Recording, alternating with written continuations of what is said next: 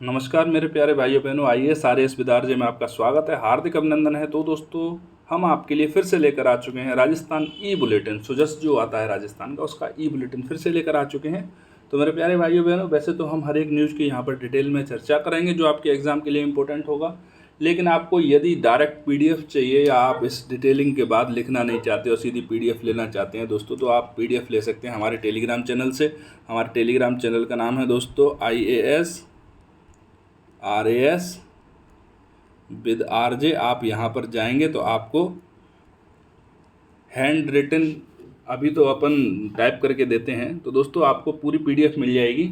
ठीक है दोस्तों, आप जाकर वहाँ से डाउनलोड कर लीजिए, उस चैनल को ज्वाइन कर लीजिए। तो दोस्तों, बिना इधर उधर की बातें किए हम आते हैं सीधे आज के न्यूज़ आर्टिकल के डिस्कशन पर। ओके, तो प्यारे भाइयों बहनों, हमारा पहला आज का जो न्यूज़ आर्टिकल है वो है पंजीकृत खिलाड़ियों की संख्या 10 लाख पार हो गई है। कहाँ पर पंजीकृत खिलाड़ी हैं दोस्तों? ये तो राजीव गांधी शहरी और ग्रामीण ओलंपिक खेल जो हैं हमारे, जिनका हमारे मुख्यमंत्री जी ने आगाज़ किया है, 23 जून से दोबारा से उनका आगाज़ होने जा रहा है। और जहाँ इस बार जो पंजीकृत खिलाड़ी हैं दोस्तों, वो 10 लाख के पार हो चुके हैं। कितने हो चुके हैं मेरे प्यारे भाइयों बहनों?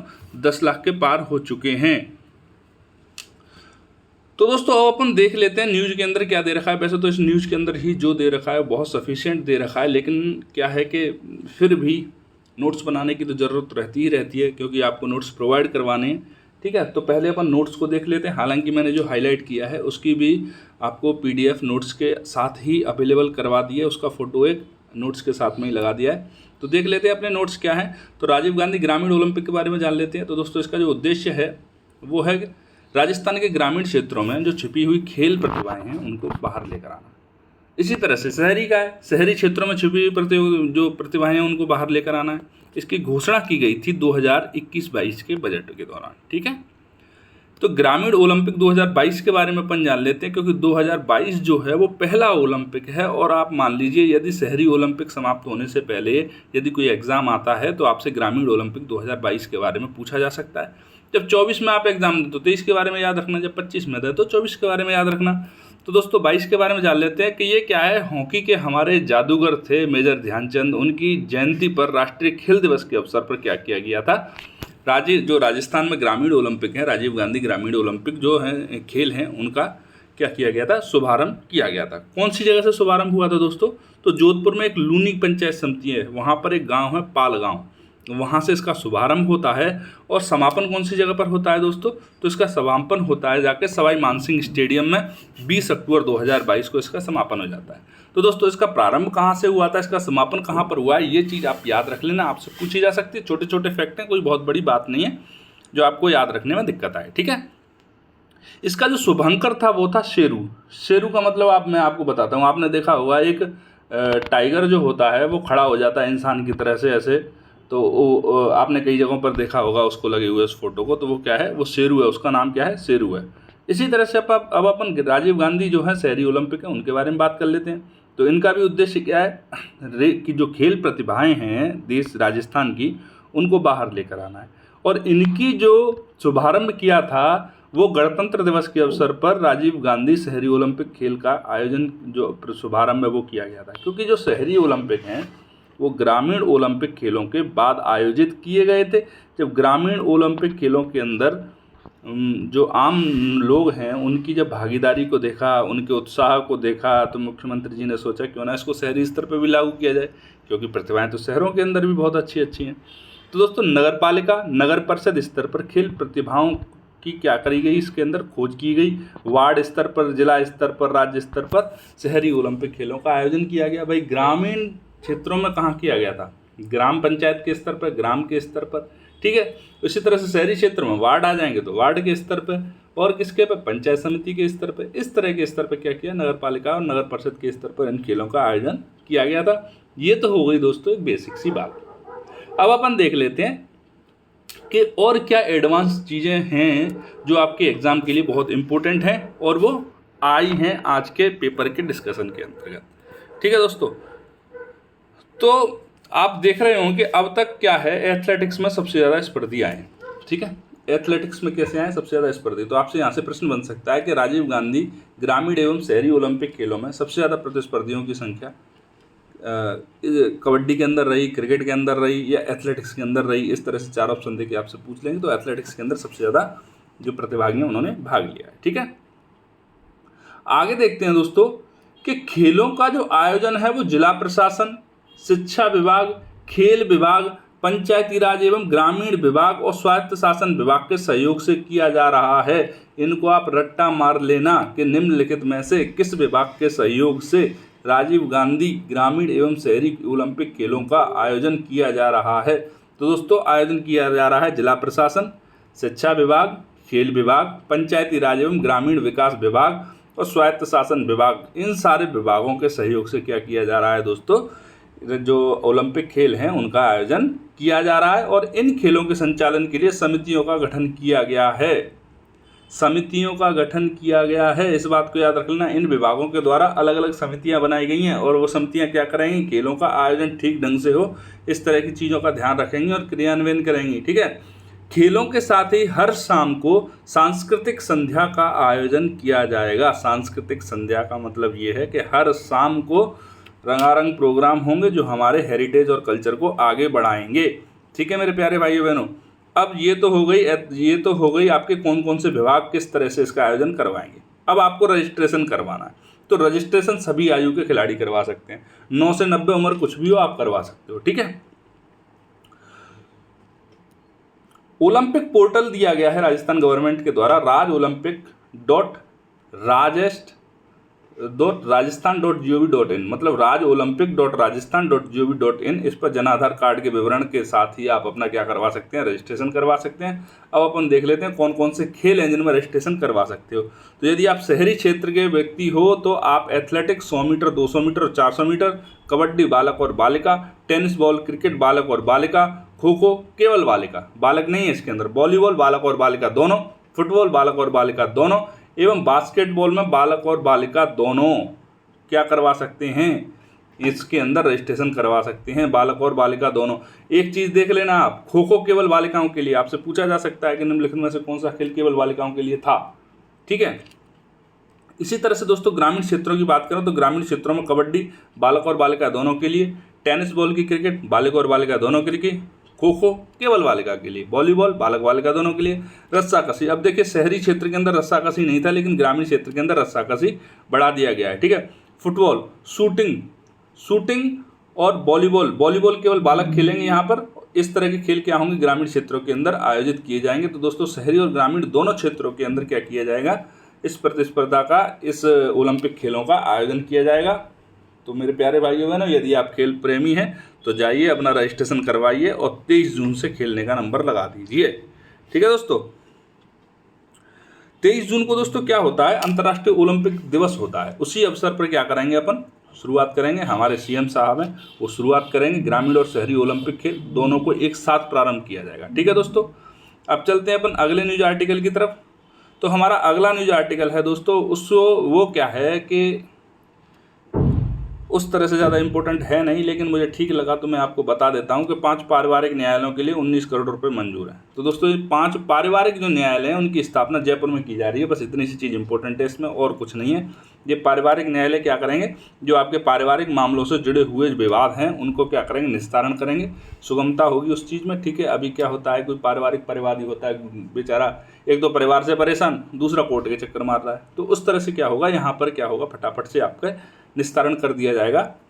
ठीक है दोस्तों, अब चलते हैं अगले न्यूज आर्टिकल की तरफ। ये जो पारिवारिक न्यायालय वाला था वो ज़्यादा इंपॉर्टेंट था नहीं आपके एग्जाम के लिए। आपसे यदि भूला बिसरा चला आया तो आपसे ज़्यादा से ज़्यादा इतना पूछ लेगा कि निम्नलिखित में से किस स्थान पर या कहाँ पर पारिवारिक न्यायालयों की स्थापना की गई है। तो जयपुर के अंदर 5 पारिवारिक न्यायालयों की स्थापना की गई है। ठीक है दोस्तों, अब चलते हैं अगले न्यूज आर्टिकल की तरफ। तो हमारा अगला न्यूज आर्टिकल है, हनुमानगढ़ जलापूर्ति के लिए 45.64 करोड़ रुपए स्वीकृत किए हैं शहरी जलापूर्ति योजना के तहत। किसके, शहरी जलापूर्ति योजना के तहत। तो क्या माजरा है अपन देख लेते हैं एक बार। तो मेरे भाइयों बहनों, शहरी जलापूर्ति योजना के बारे में अपन थोड़ा सा जान लेते हैं। इसका प्रारंभ कहाँ किया गया है, तो रावतसर हनुमानगढ़ में प्रारंभ किया गया। और यहीं पर क्या किया जा रहा है, इस योजना के अंतर्गत रावतसर और हनुमानगढ़ में पानी की आपूर्ति जलापूर्ति की जा रही है शहरी क्षेत्रों में। ठीक है दोस्तों, इसके लिए वित्तीय सहायता कितनी दी गई है, तो 45.64 करोड़ रुपए इसके लिए दिए गए हैं। ये बदलते रहेंगे, इसको याद रखने की आपको ज़रूरत नहीं है। रावतसर शहरी जलापूर्ति योजना की रूपरेखा किस तरह से तैयार की गई है दोस्तों कि 2054 तक की जनसंख्या को ध्यान में रखकर बनाई जाए। अब योजनाएं हैं, ऐसा तो नहीं अगले साल फिर से बनी, अगले साल फिर से बनी, अगले साल फिर से बनी, हर 2 महीने 4 महीने 6 महीने में जलापूर्ति योजनाओं में ही लगे हुए हैं। तो ये जो जलापूर्ति योजना बनाई गई है वो 2054 के लगभग कम से कम 30 वर्ष तक, 20 वर्ष भी, जो 25-30 वर्ष का समय है तब तक तो कम से कम जलापूर्ति हो। उसके बाद 20-25-30 वर्ष बाद क्या होगा ये भावी पीढ़ी देखेगी। कम से कम एक पीढ़ी की आवश्यकताओं की पूर्ति तो अपन कर पाएँ। तो रावतसर शहरी जलापूर्ति योजना जो है दोस्तों, उसकी रूपरेखा बनाई गई थी 2054 तक की जनसंख्या को ध्यान में रख कर के 2000, इसी तरह से अगर जनसंख्या बढ़ती है तो 2054 तक इस शहर की आबादी इतनी हो जाएगी। इस तरह से क्या करेंगे कि यदि इतनी आबादी की हम पूर्ति करने के लिए इंफ्रास्ट्रक्चर खड़ा कर रहे हैं, मतलब 2054 में जितनी आबादी होगी और उसकी जो आवश्यकताएं होंगी उसको ध्यान में रखते हुए इसका इंफ्रास्ट्रक्चर बनाया जा रहा है। ठीक है दोस्तों, इसकी जो घोषणा है बजट 2022-23 में 2023-24 में की गई थी। इसमें इतना सा ही है, बाकी और कुछ था नहीं। मैंने काफ़ी देखा, इधर उधर भी देखा, इंटरनेट भी खंगाला, लेकिन कुछ मिला नहीं इससे ज़्यादा।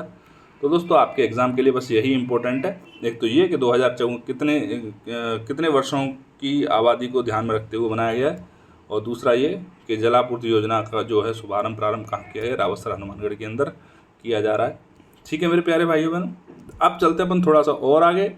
दोस्तों अगले पेज पर वही महंगाई राहत कैंप है। सारे खुश हैं, भैया जी की मूछें खिल गई, भाभी जी का टीका खिल गया, वही महंगाई राहत कैंप। ठीक है, अब अपन चलते हैं, अब आते हैं सबसे लास्ट पेज पे।